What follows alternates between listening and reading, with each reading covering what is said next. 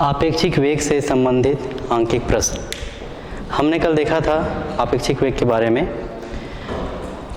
आपेक्षिक वेग को हम इस प्रकार से परिभाषित कर सकते हैं, यदि कोई गतिमान वस्तु है या कोई स्थिर वस्तु है तो उसके सापेक्ष किसी दूसरी वस्तु का जो आपेक्षिक वेग वह दर होता है जिसमें पहले वस्तु के सापेक्ष दूसरे वस्तु की स्थिति में परिवर्तन समय के साथ होता है। तो वस्तु का जो पहले वस्तु के सापेक्ष जो दूसरे वस्तु का जो वेग जो होता है वह आपेक्षिक वेग कहलाता है।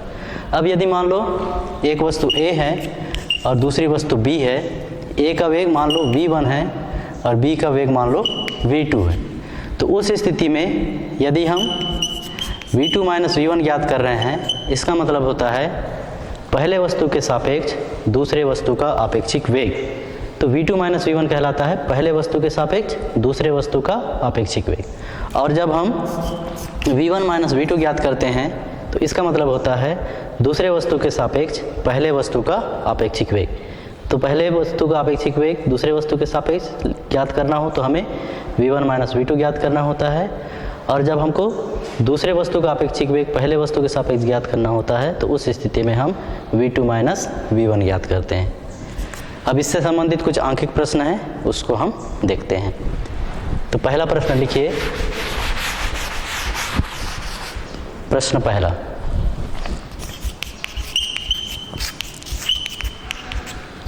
यदि दो रेलगाड़ियां हैं समांतर पटरियों में एक ही दिशा में, यदि दो रेलगाड़ियां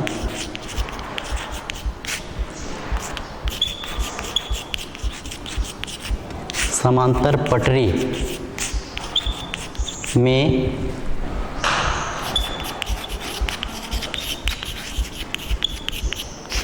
एक ही दिशा में क्रमशः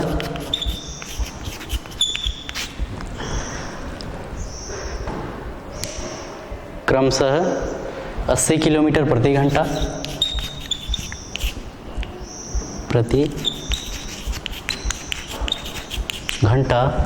तथा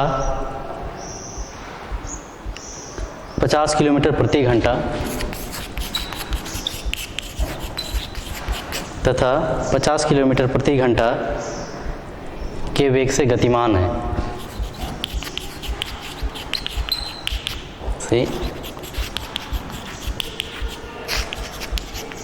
गतिमान है तो दूसरी गाड़ी के सापेक्ष पहली गाड़ी का वेग ज्ञात करना है। तो दूसरी गाड़ी के सापेक्ष मतलब दूसरी रेलगाड़ी के सापेक्ष पहली रेलगाड़ी का वेग ज्ञात करना है।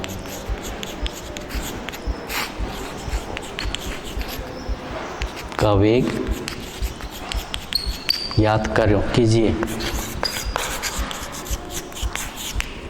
जब भी कोई न्यूमेरिकल प्रश्न हल करना होता है तो उस स्थिति में हम उस प्रश्न को पहले अच्छे से पढ़ लेते हैं। जैसे यहाँ पर देखिए, यहाँ पर है हमारा क्वेश्चन, यदि दो रेलगाड़ियाँ हैं समांतर पटरी में एक ही दिशा में क्रमशः 80 किलोमीटर प्रति घंटा तथा 50 किलोमीटर प्रति घंटा के वेग से गतिमान है। इसका मतलब दो समांतर पटरी है और उस पटरी पर दो रेलगाड़ियाँ एक ही दिशा में चल रही हैं। एक रेलगाड़ी का जो वेग है वो है आपका 80 किलोमीटर प्रति घंटा और दूसरे रेलगाड़ी का जो वेग है वह है 50 किलोमीटर प्रति घंटा। तो उस स्थिति में हमको यहाँ पर ज्ञात करना है दूसरी रेलगाड़ी के सापेक्ष पहली रेलगाड़ी का वेग ज्ञात करना। इसका मतलब हम यहाँ पर क्या ज्ञात करेंगे, दूसरी रेलगाड़ी के सापेक्ष पहली रेलगाड़ी का जो आपेक्षिक वेग कितना होगा, मतलब पहली रेलगाड़ी का हमको आपेक्षिक वेग ज्ञात करना है। तो यहाँ पर दिया है यदि हम पहली रेलगाड़ी के वेग को v1 माने तो v1 बराबर दिया है आपका 80 किलोमीटर प्रति घंटा और v2 बराबर दिया है, कितना दिया है, 50 किलोमीटर प्रति घंटा। हमको यहाँ पर क्या ज्ञात करना है, दूसरी गाड़ी के सापेक्ष पहली रेलगाड़ी का वेग ज्ञात करना है। तो दूसरी के सापेक्ष पहली का ज्ञात करना है, मतलब हम यहाँ ज्ञात करेंगे v1 माइनस v2। अतः v1 माइनस v2, ये क्या हो जाएगा v1 माइनस v2, दूसरी गाड़ी के सापेक्ष पहली गाड़ी का वेग v1 माइनस v2। यहाँ पर ज्ञात करना है दूसरी गाड़ी के सापेक्ष पहली गाड़ी का वेग, मतलब हम ज्ञात करेंगे v1 माइनस v2। तो ये हमको प्राप्त हो जाएगा, v1 का मान है 80 और v2 का मान है 50। तो 80 में 50 गया, 30 किलोमीटर प्रति घंटा, HR मतलब आवर। तो 30 किलोमीटर प्रति घंटा इसका मान मिलेगा। इसके बाद यहाँ पर हम और ऐसा भी निकाल सकते हैं, पहली रेलगाड़ी के सापेक्ष दूसरी रेलगाड़ी का वेग ज्ञात कर सकते हैं। तो उस स्थिति में हम क्या ज्ञात करेंगे, हमारे पास क्वेश्चन तो यही निकालना था, लेकिन हम यहाँ पर पहली के सापेक्ष दूसरी गाड़ी का वेग भी ज्ञात कर सकते हैं। तो उस स्थिति में हम ज्ञात करेंगे, कितना ज्ञात करेंगे, v2 माइनस v1। तो v2 माइनस v1 ज्ञात करेंगे तो इस स्थिति में हमको मिलेगा 50 माइनस 80 बराबर माइनस 30 किलोमीटर प्रति घंटा।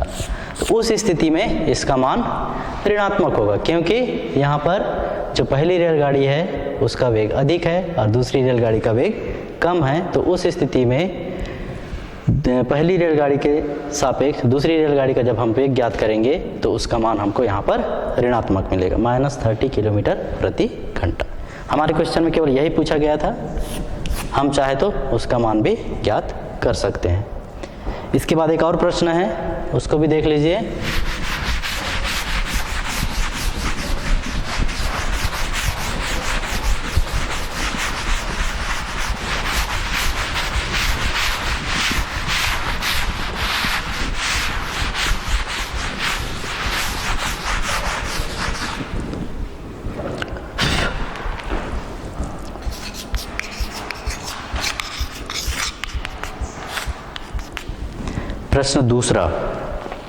प्रश्न दूसरा है, दो रेलगाड़ियां एक दूसरे से समांतर पटरी पर चल रही हैं। दो रेलगाड़ियां एक दूसरे से समांतर पटरी पर दौड़ रही हैं।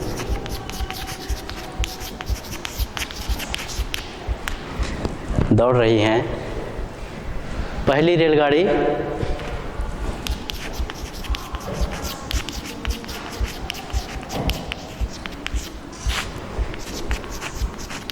चौवन किलोमीटर प्रति घंटा तथा के वेग से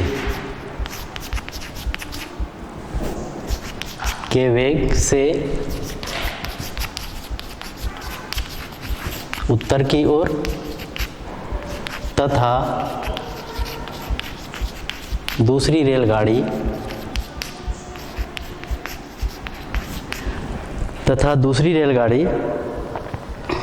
60 किलोमीटर प्रति घंटा के वेग से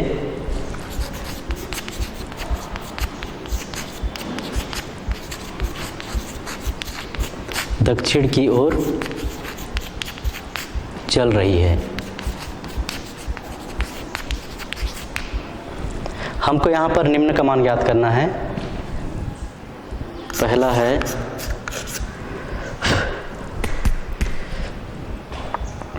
पहली रेलगाड़ी के सापेक्ष दूसरी रेलगाड़ी का वेग।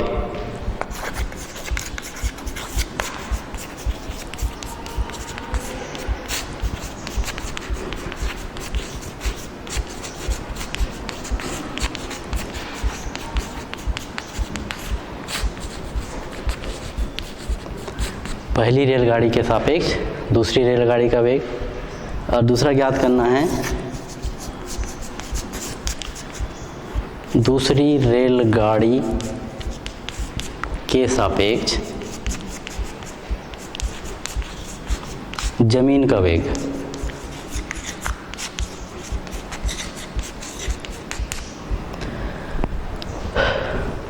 हमारे पास यहाँ पर दो प्रश्न हैं जो ज्ञात करना है।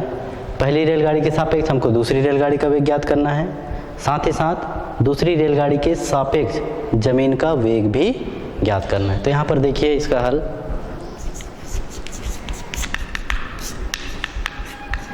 यदि हम यहाँ पर ये माने दो रेलगाड़ियाँ हैं, दोनों एक दूसरे के समांतर पटरियों पर दौड़ रही हैं और पहली रेलगाड़ी 54 किलोमीटर प्रति घंटा के वेग से उत्तर की ओर जा रहा है और दूसरा रेलगाड़ी 60 किलोमीटर प्रति घंटा की वेग से दक्षिण की ओर जा रहा है, अर्थात दोनों एक दूसरे के विपरीत दिशा में गति कर रही हैं। एक रेलगाड़ी उत्तर की ओर जा रहा है तो दूसरा रेलगाड़ी दक्षिण की ओर जा रहा है। इसका मतलब दोनों एक दूसरे के विपरीत दिशा में गति कर रही हैं। अब यहाँ पर देखिए, यदि पहली रेलगाड़ी एक अक्ष से धनात्मक दिशा में उत्तर की ओर गति कर रही है तो उस स्थिति में यहाँ लिख सकते हैं, यदि पहली रेलगाड़ी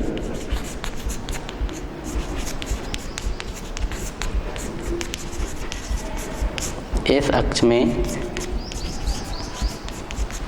एक अक्ष के धनात्मक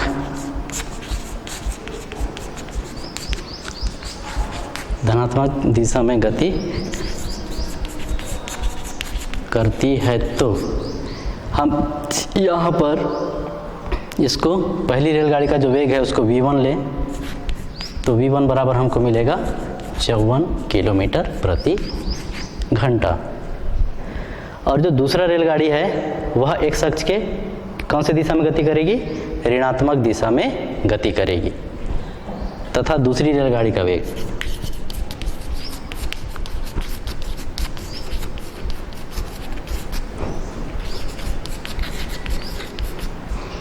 ये मान लो v2 है तो v2 बराबर कितना हो जाएगा? दूसरी रेलगाड़ी का वेग है 60 किलोमीटर प्रति घंटा। चूंकि ये विपरीत दिशा में गति कर रही है इसलिए इसके सामने ऋण चिन्ह लगेगा। तो उस स्थिति में v2 बराबर हो जाएगा -60 किलोमीटर प्रति घंटा। यहाँ पर v2 का मान ऋणात्मक क्यों हुआ? क्योंकि दोनों एक दूसरे के विपरीत दिशाओं में गति कर रही है। एक धनात्मक दिशा में उत्तर की ओर गति कर रहा है तो दूसरा दक्षिण दिशा में गति कर रहा है, इसलिए उसका मान उसके विपरीत दिशा में होगा, इसलिए उसका मान ऋणात्मक होगा। अब यहाँ पर हमारा जो पहला प्रश्न है क्या कहता है? पहला इसका पहली गाड़ी के सापेक्ष दूसरी रेलगाड़ी का हमको वेग ज्ञात करना है। पहली के सापेक्ष दूसरी का मतलब हम क्या ज्ञात करेंगे? v2 minus v1। पहला अतः v2 माइनस v1। हम यहाँ v2 माइनस v1 क्यों ज्ञात कर रहे हैं? क्योंकि पहली रेलगाड़ी के सापेक्ष दूसरी रेलगाड़ी का वेग ज्ञात करें। उसको लिखते कैसा है? पहली रेलगाड़ी का वेग v1 है, दूसरी का v2 है, इसलिए पहली के सापेक्ष दूसरी रेलगाड़ी का वेग v2 माइनस v1 लिखते हैं। तो ये हो जाएगा, v2 का मान कितना निकाले हैं यहाँ पर? -60, फिर ऋण चिन्ह, v1 का मान कितना है? 54। तो ये हो जाएगा दोनों 6, 5, 11 -114 किलोमीटर प्रति घंटा। ये ऋणात्मक है तो ऋणात्मक है मतलब इसकी दिशा किधर होगी? ऋणात्मक है मतलब जो इसकी जो दिशा होगी दक्षिण दिशा में होगी। इतना वेग किधर होगा? दक्षिण दिशा में। इसके बाद दूसरा मान ज्ञात करना है यहाँ पर, दूसरी रेलगाड़ी के सापेक्ष जमीन का वेग। माना जमीन का वेग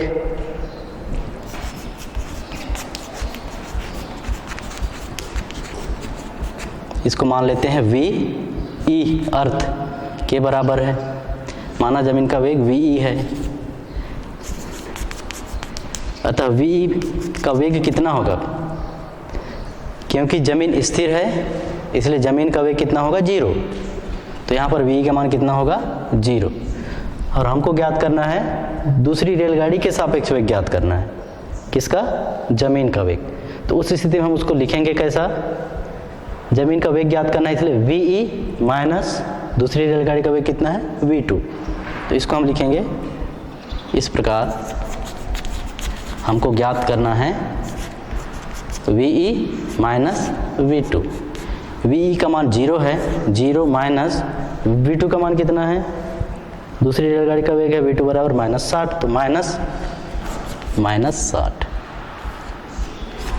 बराबर हो जाएगा माइनस माइनस प्लस 60 किलोमीटर प्रति घंटा। 60 किलोमीटर प्रति घंटा है और ये धनात्मक है, अर्थात इसकी दिशा किधर होगी? जैसे पहली रेलगाड़ी उत्तर दिशा की ओर गति करे, इसलिए इसकी दिशा भी उत्तर दिशा में होगी, इतना उत्तर दिशा में। तो इस प्रकार से हम इस दूसरे प्रश्न को हल कर सकते हैं।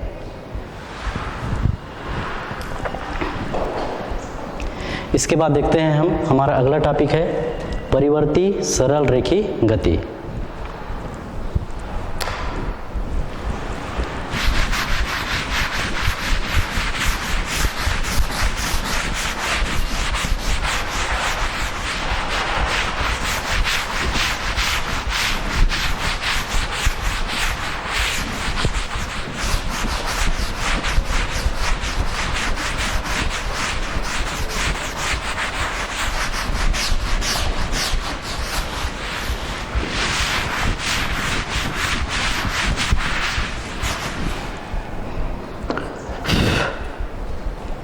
परिवर्ती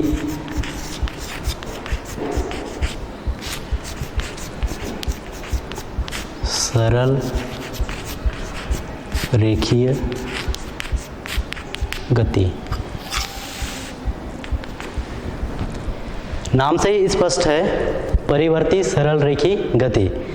इसका मतलब ये है, या हम इसको इस प्रकार से परिभाषित कर सकते हैं, यदि कोई वस्तु सरल रेखी गति कर रही है, अर्थात सीधी सरल रेखा में गति कर रही है, और वह गति किस प्रकार से है? परिवर्ती गति हो रहा है वहाँ पर। परिवर्ती गति का मतलब क्या होता है? परिवर्ती गति का मतलब होता है यदि कोई वस्तु समान समय अंतराल में, जिसमें जो विस्थापन होता है या उसमें जो दूरी तय की गई होती है, समान समय अंतराल में उसका मान अलग अलग होता है, तो वस्तु के इस प्रकार के गति को हम परिवर्ती गति कहते हैं। तो परिवर्ती सरल रेखी गति किसे कहेंगे? यदि कोई वस्तु परिवर्ती सरल रेखीय गति करती है तो उसके इस प्रकार के गति को परिवर्ती सरल रेखी गति कहेंगे। इसका मतलब यहाँ पर यह है, परिवर्ती गति में किसी भी वस्तु का जो वेग है वह समय अंतराल जब बदलते जाता है, अलग अलग समय अंतराल के लिए उसका मान अलग अलग होता है। अर्थात यहाँ पर परिवर्ती गति में वेग का मान परिवर्तित होता है, और जब भी वेग का मान परिवर्तित होता है तो वहाँ पर एक नया राशि, जिसको हम बोलते हैं त्वरण उत्पन्न होता है। जब भी कोई वस्तु परिवर्ती सरल रेखी गति करती है तो उस स्थिति में वस्तु के वेग में परिवर्तन होता है, और वस्तु के वेग में परिवर्तन होने के कारण वहाँ पर त्वरण उत्पन्न होता है। जब तक वस्तु के वेग में परिवर्तन नहीं होगा या कोई वस्तु परिवर्ती गति नहीं करेगी, तब तक वहाँ पर त्वरण उत्पन्न नहीं होगा। तो इससे स्पष्ट हमको पता चलता है, जब वेग में परिवर्तन होता है तो उसी स्थिति में उस वस्तु में त्वरण उत्पन्न होता है। इसके बाद अपन देखते हैं त्वरण। हमारा अगला टॉपिक है त्वरण। इसको अंग्रेजी में बोलते हैं एक्सेलरेशन।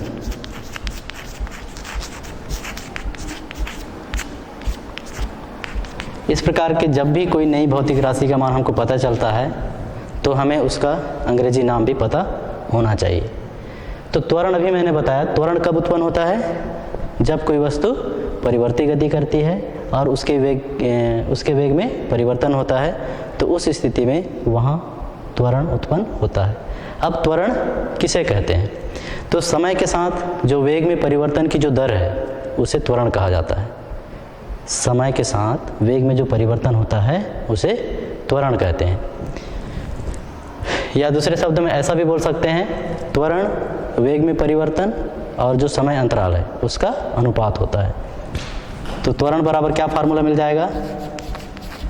त्वरण बराबर वेग में परिवर्तन बटे समयांतराल। समय अंतराल, ये इसका फार्मूला है। त्वरण बराबर होता है वेग में परिवर्तन बटे समय।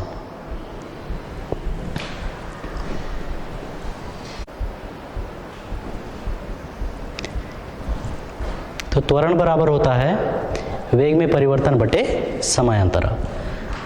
अब यहाँ पर देखिए, यदि t1 समय में वस्तु का वेग, हम इसको कैसे दर्शाएंगे, v_t1 से। जैसे स्थिति को दर्शाते हैं t1 समय में वस्तु की स्थिति को x_t1, वैसे यहाँ पर t1 समय में वस्तु के वेग को v_t1 से दर्शाया जा सकता है। तथा t2 समय में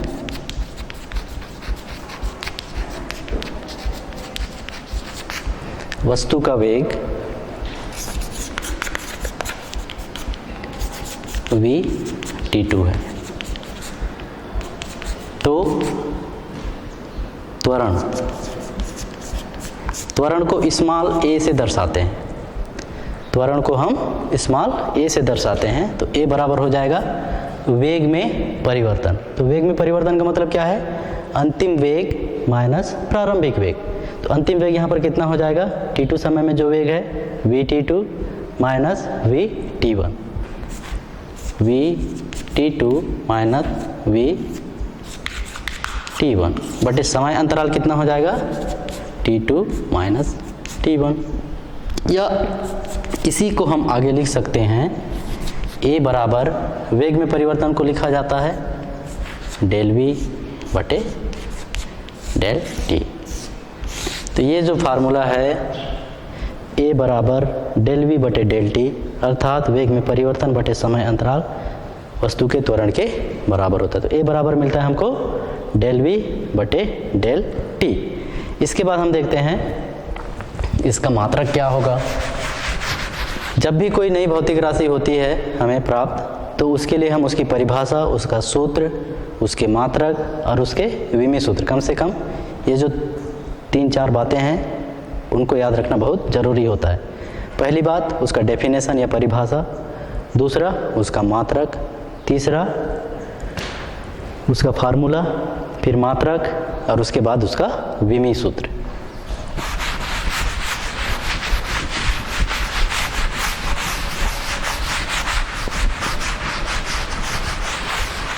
इसको याद रखने का भी एक क्रम है। सबसे पहले हमको किसी भौतिक राशि का परिभाषा याद रखना चाहिए, परिभाषा से हमको फार्मूला प्राप्त हो जाता है, फार्मूला से हमें उसके मात्रक और उसका विमीय सूत्र प्राप्त होता है। अब देखते हैं इसका मात्रक, SI मात्रक। अब देखो हमारे पास इसका फार्मूला है A बराबर डेल V बटे डेल T। तो A का मात्रक बराबर क्या हो जाएगा, बराबर वेग का मात्रक बटे समय का मात्रक। हम पहले वेग के बारे में पढ़ चुके हैं और हमको पता है वेग का मात्रक होता है मीटर प्रति सेकंड SI पद्धति में, और समय का मात्रक होता है सेकंड। तो यहाँ से हमको प्राप्त हो जाएगा, जब सेकंड को जब अपन आगे हल करेंगे तो ये प्राप्त हो जाएगा मीटर बटे सेकंड मतलब मीटर प्रति सेकंड का स्क्वायर। तो मीटर प्रति सेकंड का वर्ग, या इसी को हम ऐसा भी लिख सकते हैं संकेतों में, या मीटर प्रति सेकंड का वर्ग, या इसी को हम मीटर s के ऊपर -2 की घात, ऐसा भी हम इसको लिख सकते हैं। तो SI पद्धति में इसका मात्रक क्या हो गया, मीटर प्रति सेकंड स्क्वायर। अब इसके बाद इसका विमीय सूत्र देखते हैं। तो विमीय सूत्र में भी कैसा मिलेगा विमीय सूत्र, वेग का विमीय सूत्र बटे समय का विमीय सूत्र, सबको मिलाकर लिख देंगे। तो यहाँ पर लिखते हैं इसका विमीय सूत्र।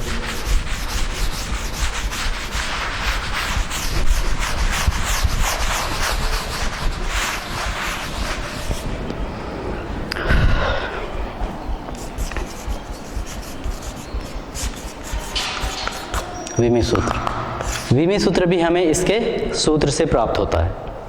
तो A का विमीय सूत्र कैसे मिलेगा हमको, A का विमीय सूत्र बराबर, हम यहाँ पर इसका जो फार्मूला होता है उस फार्मूले में या उस सूत्र में जो भौतिक राशि होते हैं उनको हम मूल मात्रकों में तब तक लिखते हैं या तब तक बदलते हैं मूल राशियों में जब तक कि सभी मूल राशियां हमको प्राप्त ना हो जाए, वहाँ पर जितने भी मूल राशि बनेंगे वो प्राप्त ना हो जाए। जैसे वेग, ये व्युत्पन्न राशि है, इसको जब अपन मूल राशियों में बदलेंगे तो हमको पता है वेग बराबर होता है विस्थापन बटे समय। तो वेग बराबर होगा यहाँ पर विस्थापन बटे समय, बटे नीचे में है समय, समय के लिए समय, या इसको जब अपन लिखेंगे तो इसको अपन लिखेंगे विस्थापन बटे समय का ये वर्ग हो जाएगा। अब विस्थापन के लिए जो विमाएं जो होंगी, विस्थापन चूंकि लंबाई होता है इसलिए इसकी विमा केवल L होगा। समय की विमा, समय को T से दर्शाते हैं यहाँ पर, तो इसकी विमा कितनी है, नीचे में 2, तो L बटे 2, या इसी को जब अपन आगे लिखेंगे जब T की घात 2 ऊपर चला जाएगा तो ये हमको मिलेगा LT-2।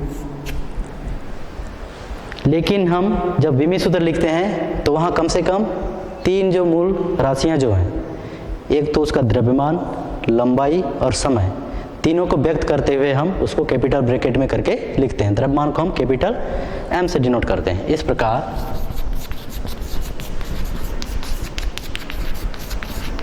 त्वरण A का विमी सूत्र क्या मिल जाएगा, M को भी इसमें दर्शाना पड़ेगा विमी सूत्र में, चूंकि द्रव्यमान यहाँ पर है नहीं इसलिए इसकी विमा 0, तो M0 LT-2। तो इसका विमी सूत्र हो जाता है इस प्रकार, त्वरण का A का विमी सूत्र M0 LT-2, ये इसका विमी सूत्र हो जाएगा। इसके बाद देखते हैं त्वरण के प्रकार।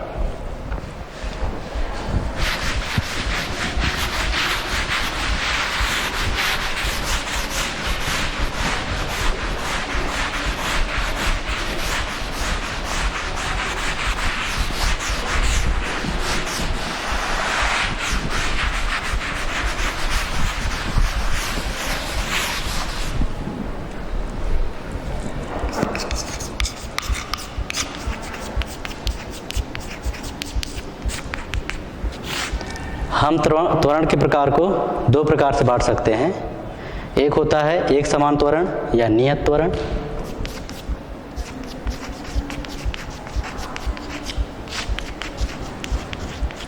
और दूसरा कहलाता है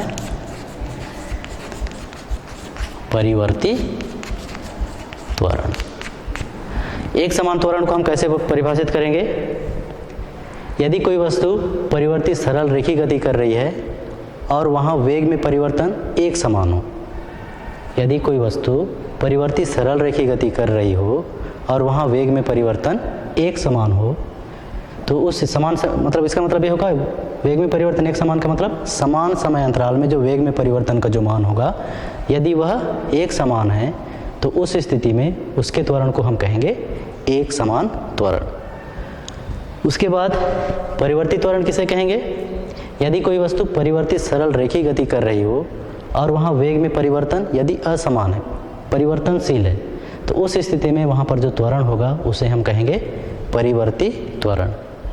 या दूसरे शब्दों में इसको ऐसा भी कह सकते हैं, यदि कोई वस्तु परिवर्ती गति कर रही हो और वहाँ समान समय अंतराल में वेग में जो परिवर्तन है वह अलग अलग है, तो उस स्थिति में वहाँ उत्पन्न जो त्वरण है उसे हम परिवर्ती त्वरण कहते हैं। उसके बाद जब किसी वस्तु का हम परिवर्ती त्वरण ज्ञात करते हैं तो वहाँ पर परिवर्ती त्वरण की स्थिति में हमको वहाँ पर औसत त्वरण और तात्क्षणिक त्वरण, तात्क्षणिक त्वरण ज्ञात करना पड़ता है। क्या क्या ज्ञात करना पड़ता है, जब कोई वस्तु किसी वस्तु में जो त्वरण है वह परिवर्ती त्वरण है तो उस स्थिति में हम वहाँ पर औसत त्वरण ज्ञात करते हैं और तात्क्षणिक त्वरण ज्ञात करते हैं। अब इसमें देखते हैं औसत त्वरण किसे कहते हैं। औसत त्वरण को परिभाषित करते हैं। औसत त्वरण किसे कहेंगे, औसत त्वरण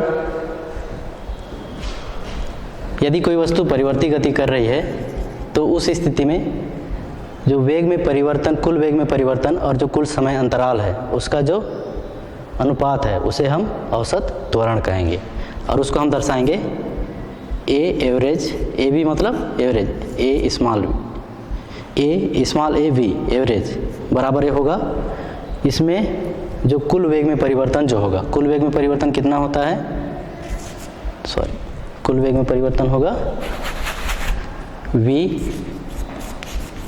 t2 माइनस v t1 बटे कुल समय कितना होता है t2 माइनस t1, या इसी को हम लिख सकते हैं a average is equal to del v बटे डेल t।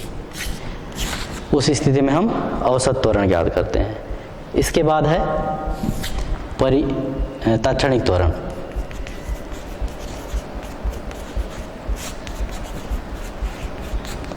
अब तात्क्षणिक त्वरण किसे कहेंगे, किसी समय विशेष पर, किसी क्षण पर या किसी समय विशेष पर वस्तु का जो त्वरण होता है उसे हम तात्क्षणिक त्वरण कहते हैं। और तात्क्षणिक त्वरण को हम कैसे दर्शा सकते हैं, यहाँ पर a बराबर limit t tends to 0, t का मान शून्य की ओर अग्रसित हो रहा है, तो उस स्थिति में डेल v बटे डेल t, ऐसा इसको प्रदर्शित कर सकते हैं। तात्क्षणिक त्वरण को a बराबर लिमिट t का मान किधर जा रहा है शून्य की ओर, क्रमशः t का मान कम होते जा रहा है, तो उस स्थिति में डेल v बटे डेल t, या इसी को जब अपन लिमिट को हटा देते हैं तो हम इसको लिखते हैं अवकलन गुणांक के रूप में। जब लिमिट की परिभाषा से ये हो जाता है dv बटे dt, तो तात्क्षणिक त्वरण कहलाता है a बराबर dv बटे dt। dv बटे dt का मतलब होता है ये अवकलन गुणांक है d बटे dt, और वेग का समय के सापेक्ष अवकलन गुणांक इसे कहते हैं, या दूसरे शब्दों में हम इसे बोल सकते हैं वेग में परिवर्तन की दर। वेग का मान हमेशा समय के साथ परिवर्तित होता है, उसी को हम त्वरण कहते हैं। तो a बराबर dv बटे dt। इसके बाद हम त्वरण को दो और भागों में बांट सकते हैं, एक कहलाता है धनात्मक त्वरण और दूसरा होता है ऋणात्मक त्वरण।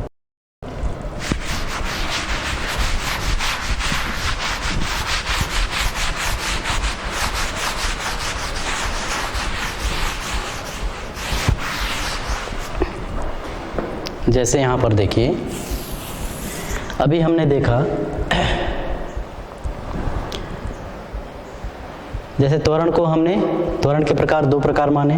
पहला प्रकार है एक समान त्वरण, दूसरा प्रकार है परिवर्ती त्वरण।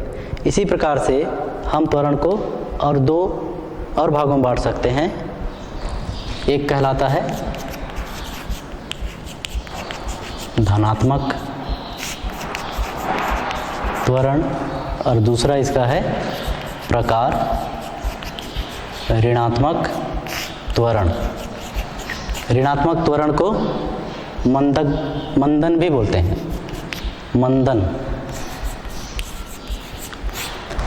मंदन किसको कहा जाता है, ऋणात्मक त्वरण को। इसको अंग्रेजी में बोलते हैं रिटार्डेशन।